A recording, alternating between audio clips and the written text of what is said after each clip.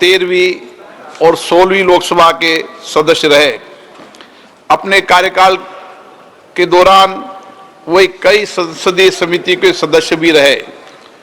उन्होंने राजस्थान विधानसभा के सदस्य के रूप में भी अपनी सेवाएं दी। कर्नल सोनाराम चौधरी का निधन 80 वर्ष की आयु में 20 अगस्त 2025 को दिल्ली में हुआ। प्रोफेसर विजय कुमार मल्होत्रा राष्ट्रीय राज्य क्षेत्र दिल्ली के दक्षिण दिल्ली संसदीय निर्वाचन क्षेत्र से 6ठी, 9वीं, 13वीं और 14वीं लोकसभा के सदस्य रहे। वे वर्ष 1994 से 99 तक राज्यसभा के सदस्य भी रहे। प्रोफेसर मल्होत्रा ने लोक लेखा समिति, सरकारी उपकरण संबंधी समिति, परिवहन और पर्यटन संबंधी समिति, सरकारी आश्वासन संबंधी समिति के सभापति के रूप में अपनी सेवाएं दी। वे अन्य कई संसदीय समितियों के सदस्य भी रहे। वे 2008 से 2013 तक दिल्ली विधानसभा में नेता प्रतिपक्ष भी थे। प्रोफेसर विजय कुमार मल्होत्रा का निधन 93 वर्ष की आयु में 30 सितंबर 2025 को नई दिल्ली में हुआ। श्री रवि नायक गोवा के पणजी संसदीय निर्वाचन क्षेत्र से 12वीं लोकसभा के सदस्य थे।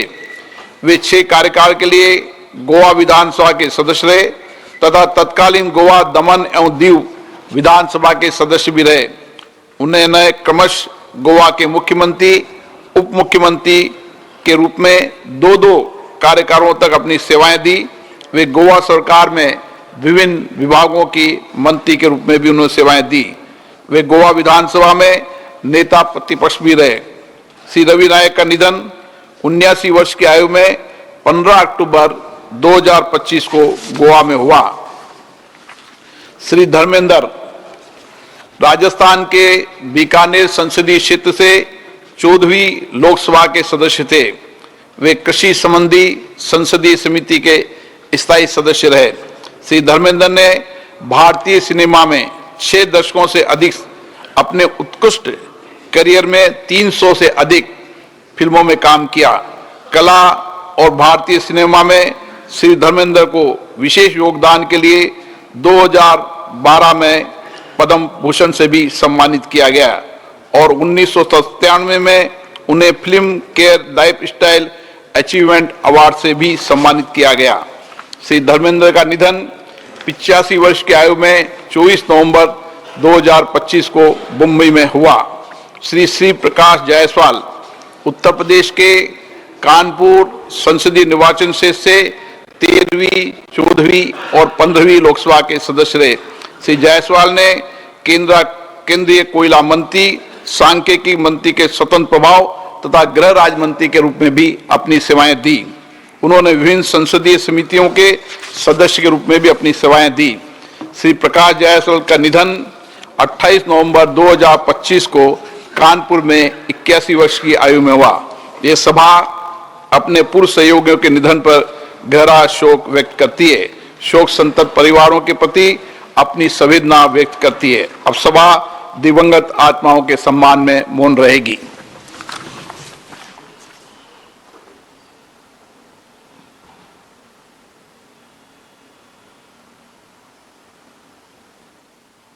ओम शांति।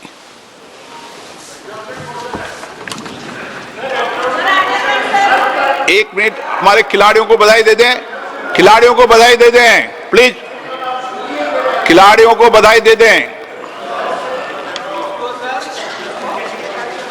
माननीय सदस्यगण, संपूर्ण देश के लिए अत्यंत गौरव और सम्मान का विषय कि भारत की महिला क्रिकेट टीम ने 2 नवंबर 2025 को दक्षिण अफ्रीका को हराकर महिला क्रिकेट विश्व कप 2025 का खिताब जीत लिया है। साथ ही हमारे लिए यह भी बड़ी प्रसन्नता का विषय है कि भारतीय महिला ब्लाइंड क्रिकेट टीम ने दिनांक 23 नवंबर 2025 को नेपाल को हराकर पहला T20 महिला cricket world cup of for the blind 2025 जीता है। इसी क्रम में आपके साथ साझा करते हुए मुझे अत्यंत प्रसन्नता हो रही है कि भारतीय महिला कबड्डी टीम ने 24 नवंबर 2025 को चीनी ताइपेई को हराकर महिला कबड्डी विश्व कप खिताब जीत लिया है। इसके अतिरिक्त 15 से 26 नवंबर 2025 के दौरान जापान में आयोजित डेफ ओलंपिक्स प्रतियोगिता में भारत ने अब तक सर्वश्रेष्ठ प्रदर्शन करते हुए कुल रिकॉर्ड 20 पदक जीते हैं, जिसमें 9 स्वर्ण, 7 रजत तथा 4 कांस्य पदक शामिल हैं।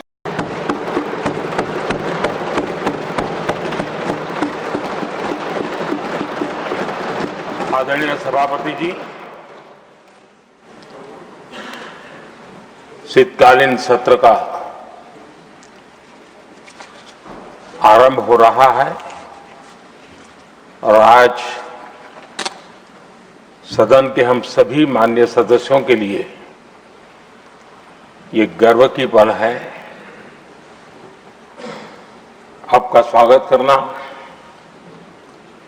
और आपके मार्गदर्शन में सदन के माध्यम से देश को प्रगति की राह पर ले जाने के लिए महत्वपूर्ण विषयों पर चर्चा, महत्वपूर्ण निर्णय और उसमें आपका अमूल्य मार्गदर्शन एक बहुत बड़ा अवसर हम सबके लिए है। मैं सदन की तरफ से, मेरी तरफ से आपको बहुत बहुत बधाई देता हूं, आपका अभिनंदन करता हूं और आपको शुभकामनाएं देता हूं। और मैं विश्वास भी कर देता हूं कि सभी इस सदन में बैठे हुए माननीय सदस्य ये उच्च सदन की गरिमा को संभालते हुए आपकी गरिमा की भी सदा सर्वदा चिंता करेंगे, मर्यादा रखेंगे, ये मैं आपको विश्वास दिलाता हूं।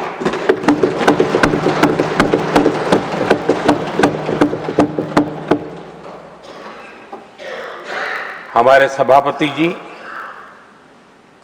एक सामान्य परिवार से आ रहे हैं, किसान परिवार से निकले हैं और पूरा जीवन समाज सेवा के लिए समर्पित किया है। समाज सेवा ये उनकी निरंतरता रही है। राजनीतिक क्षेत्र उसका एक पहलू रहा है, लेकिन मुख्य धारा समाज सेवा की रही है।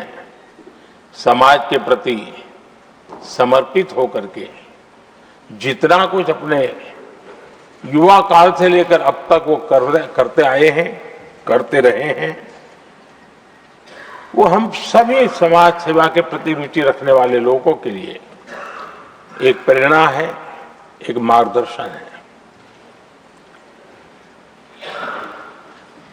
सामान्य परिवार से, सामान्य समाज से, सामान्य राजनीतिक जहां अलग अलग करवट बदलती रही है, उसके बावजूद भी आपका यहां तक पहुंचना, हम सबका मार्गदर्शन प्राप्त होना, ये भारत के लोकतंत्र की सबसे बड़ी ताकत है।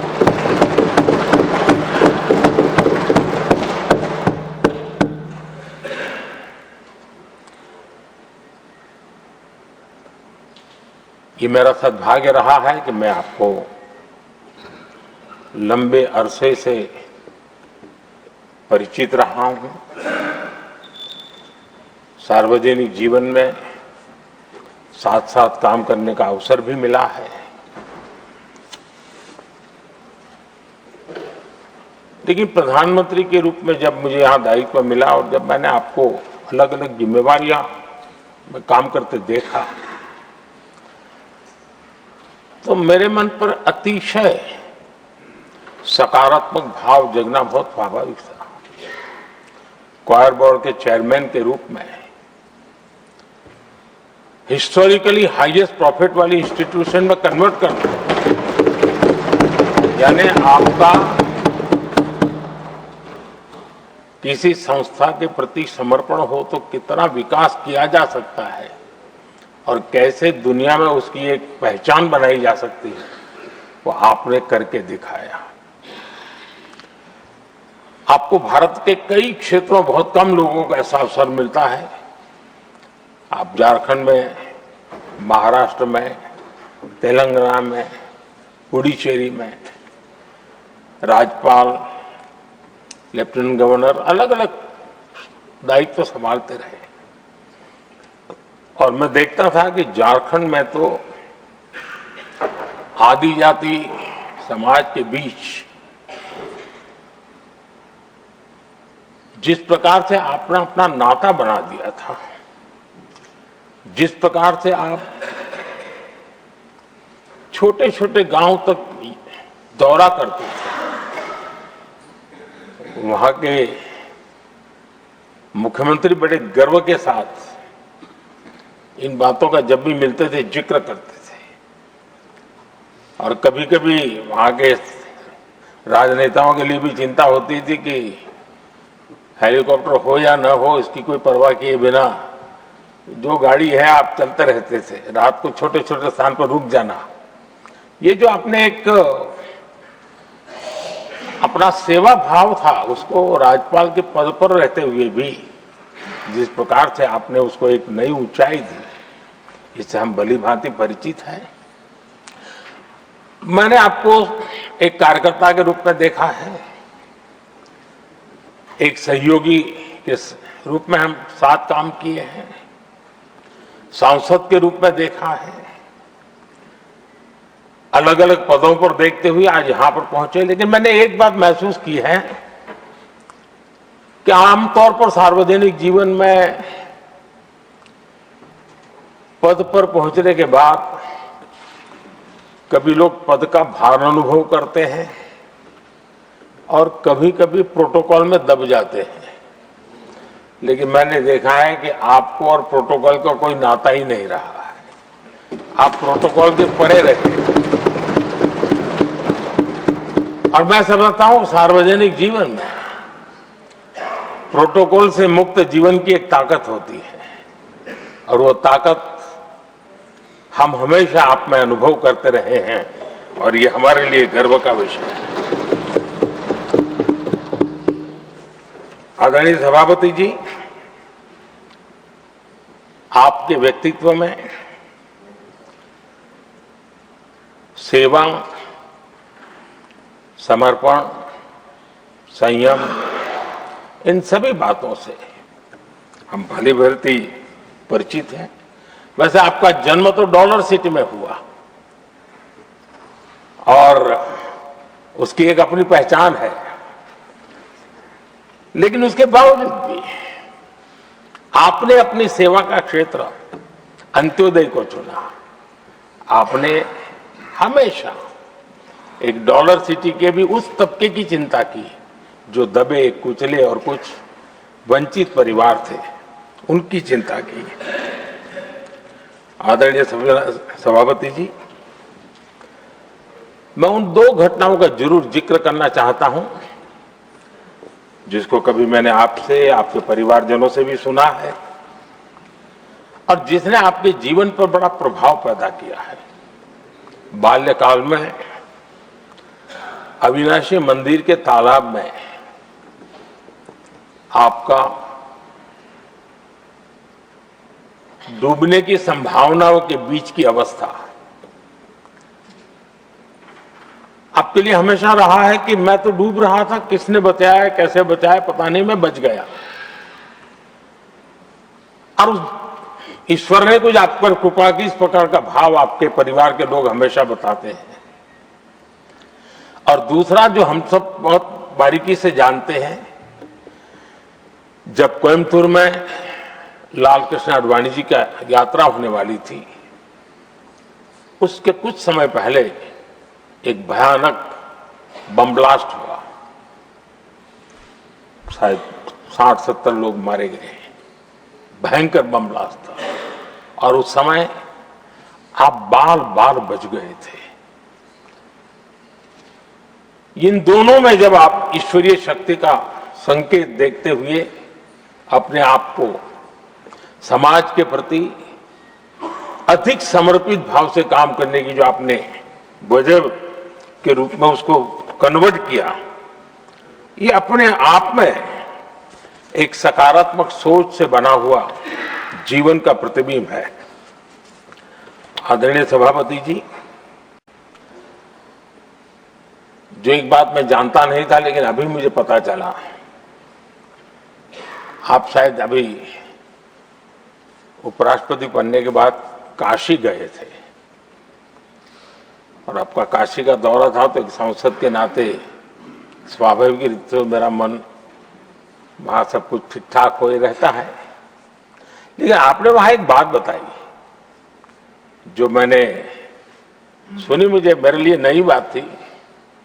आपने वहां कहा कि आप वैसे तो नॉनवेज के आदी थे, लेकिन जब पहली बार आप काशी गए थे जीवन में और काशी में पूजा वगैरह की, माँ गंगा को अपने आशीर्वाद प्राप्त किया माँ गंगा से, और पता नहीं आपके भीतर एक संकल्प जगा और उस दिन से आपने तय किया कि आप अब नॉनवेज नहीं खाएंगे। अब ये कोई न कोई सात्विक भाव, कोई नॉनवेज खाने वाले बुरे हैं ऐसा मैं नहीं कह रहा हूं, लेकिन आपके मन में काशी की धरती पर विचार आया, तो एक सांसद के नाते मेरे लिए भी एक स्मरण रखने वाली एक घटना के रूप में मैं उसको हमेशा याद रखूंगा। भीतर कोई न कोई आध्यात्मिक भाव जो इस प्रकार की दिशा में ले जाने की प्रेरणा देता है। आदरणीय सभापति जी, छात्र जीवन से आपकी नेतृत्व सामर्थ्य रहा है। आज राष्ट्रीय नेतृत्व की दिशा में आप हम सब का मार्गदर्शन करने के लिए यहाँ विराजमान है, ये हम सब के लिए गर्व का विषय है। आदरणीय सभापति जी, आप लोकतंत्र के रक्षक के रूप में अपनी जवानी में, युवा अवस्था में, जब किसी को भी सरल मार्ग से जाने का मन कर जाता है, आपने वो रास्ता नहीं चुना, आपने संघर्ष का रास्ता चुना। लोकतंत्र पर आए हुए संकट के सामने मुकाबला करने का रास्ता चुना और आपने आपातकाल में एक लोकतंत्र के सिपाही की तरह जिस प्रकार से लड़ाई लड़ी, साधनों की सीमाएं थी, मर्यादाएं थी, लेकिन जज्बा कुछ और ही था। और वह उस क्षेत्र के सभी, उस सब पीढ़ी के नौजवान आज भी इमरजेंसी के खिलाफ की आपकी जो लड़ाई थी, लोकतंत्र के लिए आपका संघर्ष था, उसमें आपने जन जागृति के जो विविध कार्यक्रमों को अपनाया था, लोगों को जिस प्रकार से आप प्रेरित करते थे, वे हमेशा हमेशा के लिए लोकतंत्र प्रेमियों के लिए एक प्रेरणा देने वाली घटना रही। आप एक अच्छे संगठक रहे हैं, मैं भलीभांति जानता हूं। आपने संगठन में जो भी दायित्व संभालने का अवसर आया, आपने उस जिम्मेवारी को चार चांद लगा दिए, अपने परिश्रम से लगा दिए। आपने हमेशा सबको जोड़ने का प्रयास किया, नए विचारों को स्वीकार करने का प्रयास किया, नई पीढ़ी को अवसर देने का प्रयास किया। ये हमेशा संगठन में आपके कार्य की विशारत रही। कोयम्बतूर की जनता ने आपको सांसद के रूप में यहां सेवा करने के लिए भेजा और तब भी आपने सदन में रहते हुए हमेशा उस क्षेत्र के विकास के लिए अपनी बातों को बड़ी प्रमुखता से लोगों के सामने रखा, सदन के सामने रखा। ये आपका लंबा अनुभव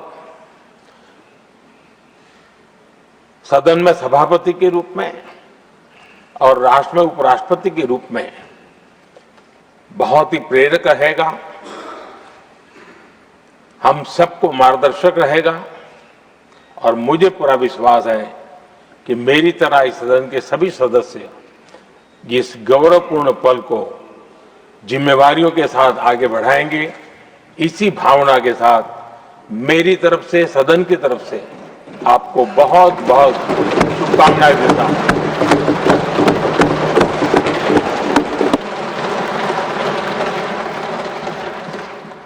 ऑनरेबल डिप्टी चेयरमैन। आदरणीय सभापति जी, वडक्कम, अभिवादन। यह सुखद संयोग है कि लगभग 7.5 दशकों बाद डॉक्टर सर्वपल्ली राधाकृष्णन जी, जो तमिलनाडु में जन्मे, देश के सर्वोच्च पंचायत के उच्च सदन के पहले सभापति और देश के पहले उपराष्ट्रपति बने, उन्हीं महान शख्सियत के उत्तराधिकारी के रूप में आज आप उसी महान विरासत और दायित्व को संभाल रहे हैं। आपका नाम भी वही है। कहते हैं आपके जन्म के 1 सप्ताह बाद आदरणीय राधाकृष्णन जी दूसरी बार उपराष्ट्रपति बने थे और उनके नाम पर आपका नाम रखा गया। आपको बहुत बधाई, आपका हार्दिक स्वागत। सभापति जी, आप तमिलनाडु से आते हैं, महान राज्य जिसकी संस्कृति, भाषा, हेरिटेज और कंट्रीब्यूशन पर मुल्क को फक्र है, जहां हजारों वर्ष पहले महान संत तिरुवल्लुवर ने तिरुकुरुल महान ग्रंथ लिखा। कुरुल 571वें में कहा गया, उसका एसेंस है कि किसी समूह को पूरी क्षमता तक पहुंचने के लिए एक ऐसे रहनुमा नेता की आवश्यकता होती है जो सहानुभूति रखता हो, जो दूसरों की जरूरतों और भावनाओं को समझ सके, उनसे जुड़ सके। यह सहानुभूति नेतृत्व एक सकारात्मक माहौल को बढ़ावा देता है, जहां लोग खुद को मूल्यवान समझते हैं और सामान्य लक्ष्यों की दिशा में काम करने के लिए प्रेरित होते हैं। आपके अंदर दूसरों के प्रति सहानुभूति है, सकारात्मक माहौल बनाने की प्रबल इच्छा हमने देखी। आपके जीवन, आपसे हुई मुलाकातें, आपके प्रयास काम के आधार पर और इधर विश्वविद्यालयों, सार्वजनिक संस्थानों, विधायिकाओं में संविधान दिवस के अवसर पर जो कुछ भी आपने कहा, उससे आपके व्यक्तित्व की 4-5 चीजें बड़ी विलक्षण और अलग मुझे लगती हैं। पहला, डायलॉग में यकीन, डिबेट में यकीन, दूसरे के मत को सुनना और सम्मान देना। दूसरा, कन्विक्शन